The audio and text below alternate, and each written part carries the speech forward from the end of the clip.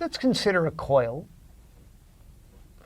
And this coil is connected to some voltage source that's changing in time. And what that will tell us is that if we have a current running through this, then the magnetic field that we have associated with coils will be changing in time. And now suppose that I put another coil over here. So we'll call this coil 1 and this coil 2.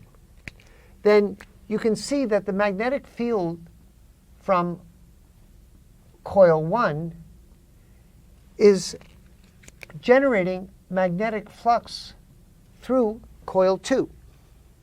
And what that will do, if the current is changing in time, we'll call this in coil 1, then the B field is also changing in time, and we would expect some EMF to be generated in this second coil. Now, this is an example of something that we call mutual inductance.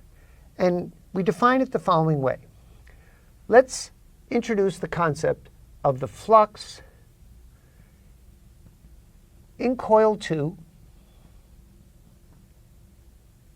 due to the magnetic field of coil 1.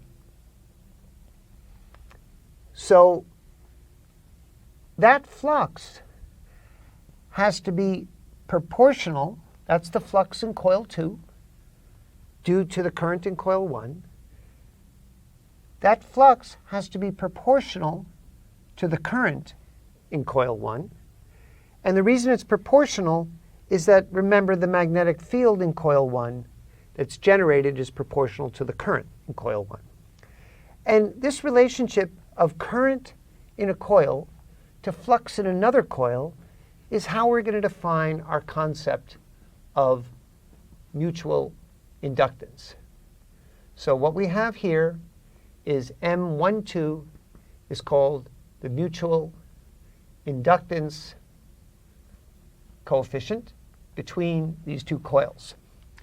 Now, we'll show a little bit later that I could, by symmetry, write phi21 is M21I2, where I actually run a current through coil 2, and I look at the flux in coil 1, and our result will be that these coefficients are the same. It doesn't depend on how we look at it. And that's a more complicated calculation that we'll do in a moment. So what we can do is ask ourselves, how do we calculate mutual coefficient, this mutual inductance? So if we want to calculate this, what we do is we calculate the flux in coil 2, and we divide by, rather, I'm doing it the other way. Let's look at our first example. 1, 2 equals the flux in coil 2 due to the current in coil 1. Now, what is the flux in coil 2?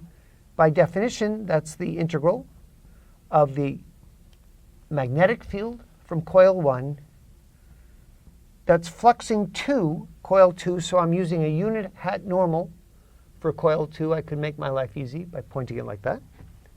Times the area of coil 2. This is an integral over coil 2. And I divide by I1. And so the problem here is, how do we calculate that flux? Now, what we'll learn in a moment is that, for instance, if it's a problem in which the B field is easy to calculate using Ampere's law, for instance, we know how to calculate the B field from a wire or a solenoid, then we can use Ampere's law to calculate B and then calculate the flux. There are some configurations in which we know how to calculate the B field from the Biot-Savart law. And in that case, we can again use the Biot-Savart law to calculate the magnetic field and then to calculate this flux. And these calculations can be a little bit tricky. Now, remember we said that if the current was changing in time, then we should expect an EMF, and that's defined the following way. So suppose I change the current, I1T, in this first coil, then I can generate an EMF, which is the change in flux.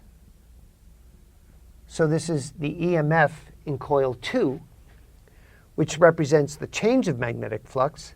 And according to our definition of magnetic flux, this is the coefficient of mutual inductance times I1. And so we get that the EMF is equal to the coefficient of mutual inductance, and that's why we want to calculate it for known types of configurations, times the rate of change of the current in coil 1. If we know the mutual inductance and we know how the current is changing, we can get the EMF. And of course, that will now tell us what is the induced current in coil 2 if there's a resistance in coil 2, R2. And that's the program for how we'll calculate mutual inductance and use it to figure out generating EMF